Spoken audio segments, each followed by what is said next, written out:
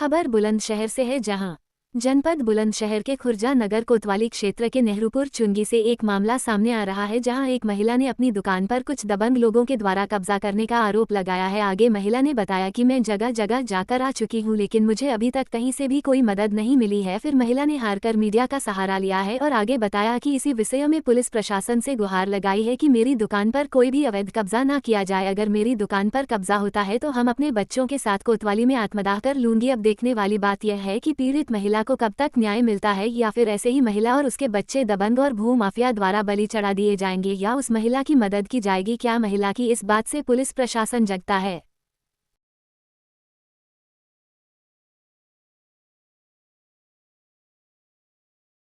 क्या नाम है आपका? सर मेरा नाम रेखा है। कहाँ की निवासी हो? खुर्जा। क्या पूरा मामला है? ये मामला ये है कि सर हम पे बैनामा है। हम पहले किराएदार थे बीड़ा सोलंकी के। कहाँ का बैनामा है? कौन सी ये जगह? अडानी के सामने नेहरूपुर चुंगी पे लगता है। क्या है आपका वहाँ? हमारा ये है कि 3 दुकानें हैं सर।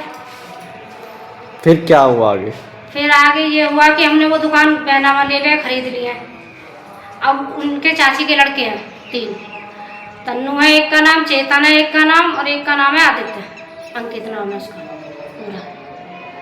अब वो उन पर गाड़ियाँ हैं, पिस्तौल हैं, वो डर धमका के शटर के आगे लगा देते हैं।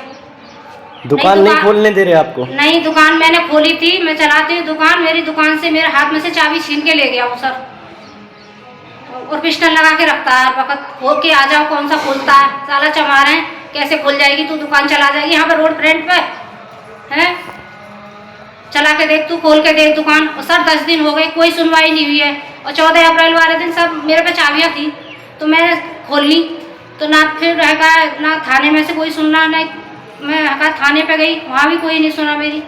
फिर मैं कोतवाली में गई, वहाँ भी नहीं मेरी कोई। सीओ ऑफिस गई, वो भी भटकार के भगा देते हैं सर। विलेंसर गई, वो सुनते नहीं है। जिस दिन मैंने 14 अप्रैल वाले दिन सुनी तो सारी पुलिस आ गई थी, पूरे विलेंसर तक की। सर बताओ, आप ही बताएं क्या करें? बच्चों को लेके वहीं पे मर जाऊंगी, आत्महत्या कर लूंगी अगर मुझे इंसाफ ना मिला, न्याय ना मिला।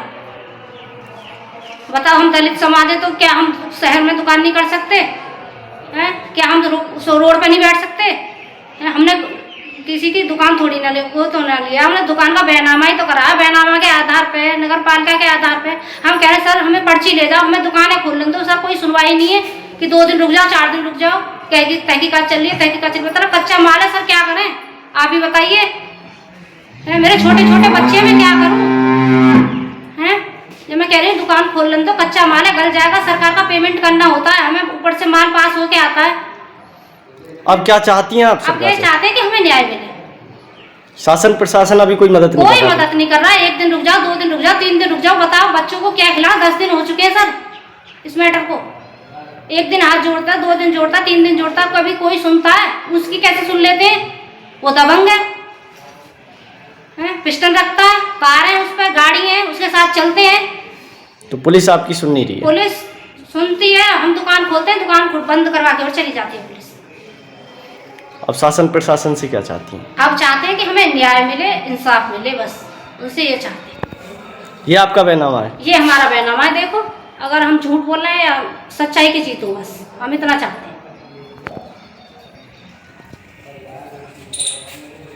अगर 1-2 दिन के अंदर मेरी दुकानें नहीं खुली सर, तो मैं कोतवाली के आगे बच्चों सहित लेके जान दे दूंगी अपनी, और ख़त्म कर दूंगी अपनी ज़िंदगी। और अगर इसके जिम्मेदार पुलिस प्रशासन हो